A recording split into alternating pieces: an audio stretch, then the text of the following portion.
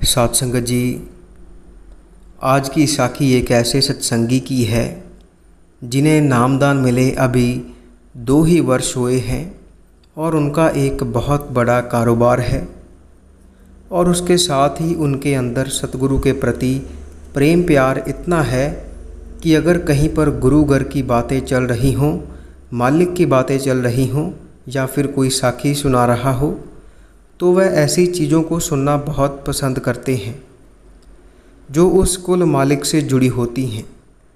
तो उनके अंदर भी रूहानियत को लेकर बहुत तड़प है, सतगुरु के प्रति बहुत प्यार है।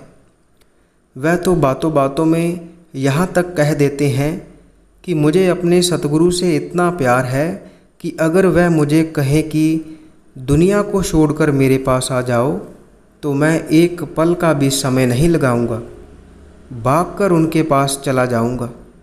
मुझे उनके अलावा और कुछ नहीं चाहिए। मैंने सब देखा है कि ये दुनियादारी कैसी है, ये दुनिया क्या है, और मैंने अंत में यही पाया है कि यह दुनिया ऊपर से तो बहुत खूबसूरत है, लेकिन जब हम इसकी गहराई में जाते हैं तब हमें पता चलता है कि यह तो माया का हिस्सा है, माया रूपी है।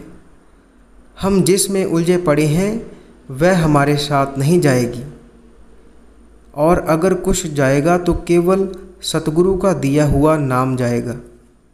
तो उनका सतगुरु के प्रति बहुत प्रेम है, प्यार है। तो ऐसे ही वह अपने कुछ निजी अनुभव बातों ही बातों में संगत से साझा कर देते हैं। हाल ही में उन्होंने अपना एक निजी अनुभव संगत से साझा किया है और आप जी कहते हैं कि यह अनुभव उनके जीवन का सबसे कीमती अनुभव था।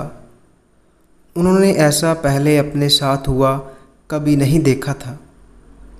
उनके लिए यह एक दिव्य घटना थी और एक प्रकार का चमत्कार ही था जो उनके साथ हुआ।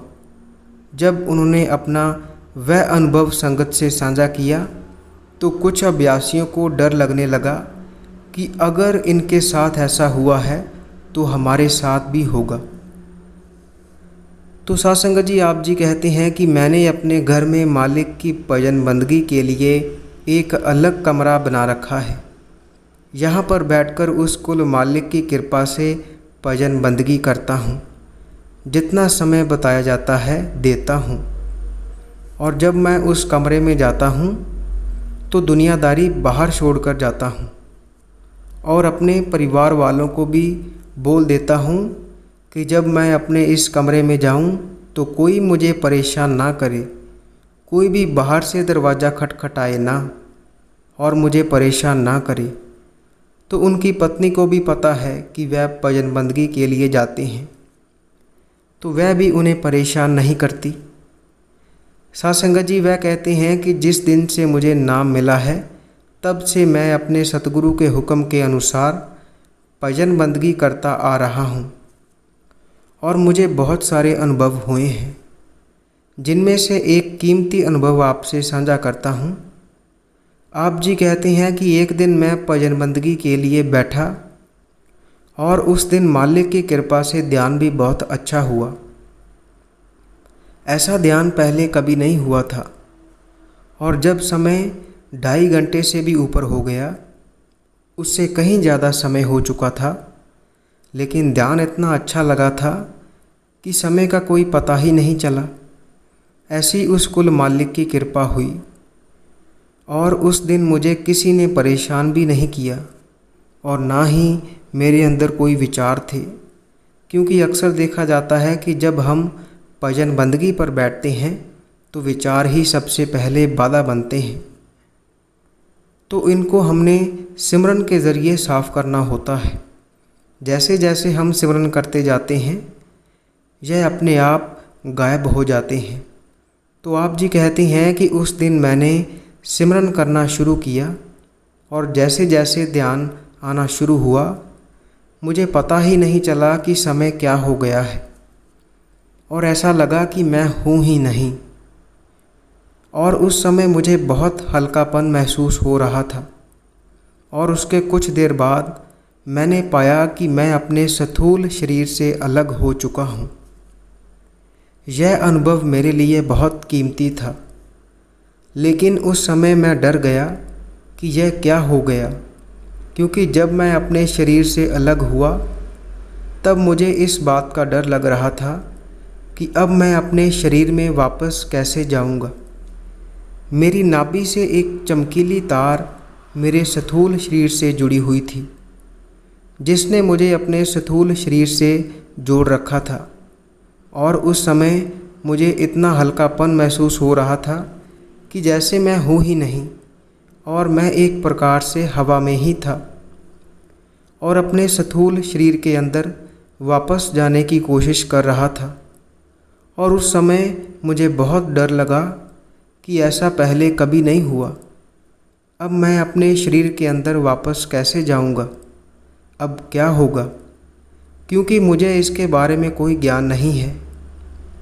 तो आप जी कहते हैं कि मैंने उसी समय सतगुरु का सिमरन करना फिर से शुरू कर दिया और उनको याद करना शुरू कर दिया।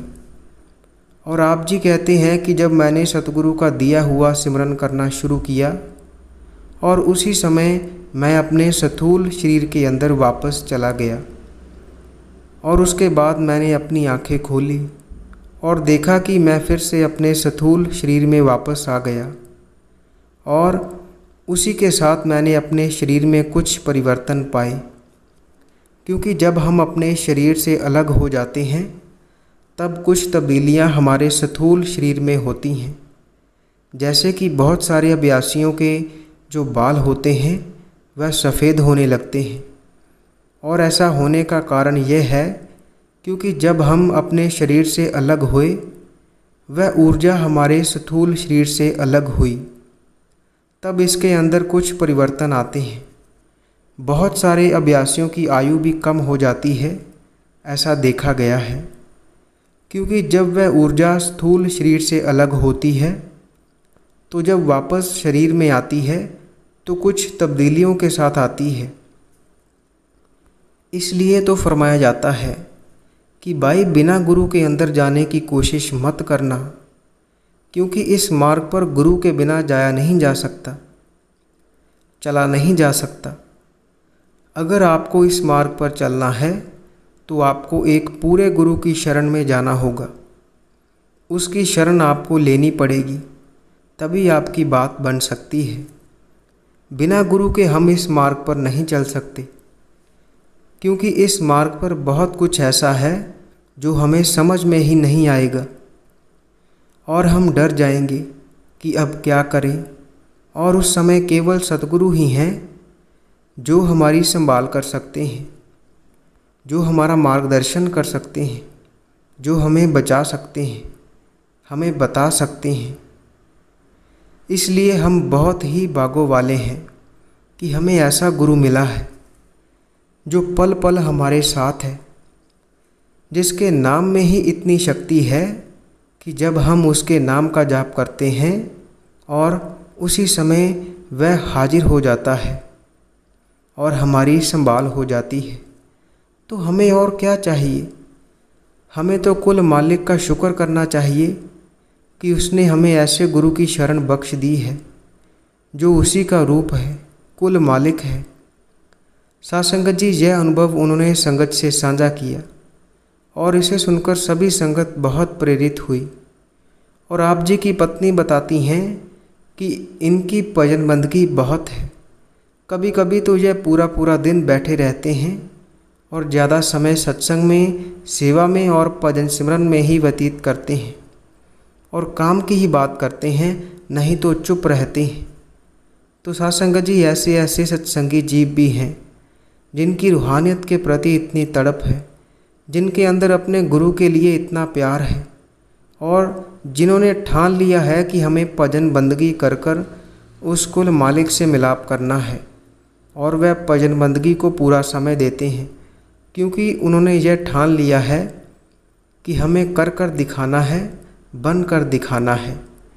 अगर सतगुरु से नाम लिया है तो सतगुरु से किया हुआ वादा पूरा करना है, क्योंकि जब सतगुरु हमें नाम देते हैं तो इसी उम्मीद के साथ देते हैं कि मेरा ये शिष्य मेरा दिया हुआ काम करेगा, और जब हम अपने सतगुरु का हुक्म मानते हैं, उनके कहे अनुसार चलते हैं, तो सतगुरु भी हमसे बहुत खुश होते हैं और हम पर अपार कृपा करते हैं, जिसके काबिल हम नहीं भी होते।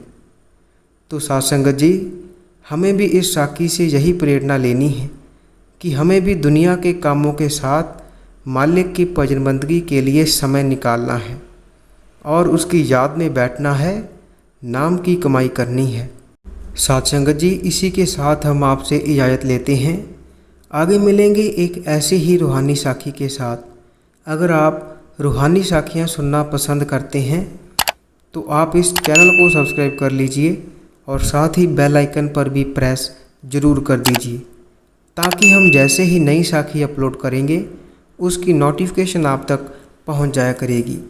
और अगर आप रूहानी साखियाँ पढ़ना पसंद करते हैं तो आप हमारी वेबसाइट www.santvachan.com पर जाकर पढ़ सकते हैं, जिसका लिंक वीडियो के डिस्क्रिप्शन में दिया हुआ है।